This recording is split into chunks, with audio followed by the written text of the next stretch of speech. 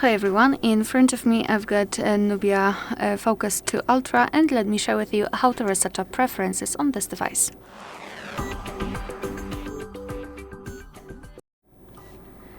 So let's begin with opening the settings, and here we have to scroll and find the apps.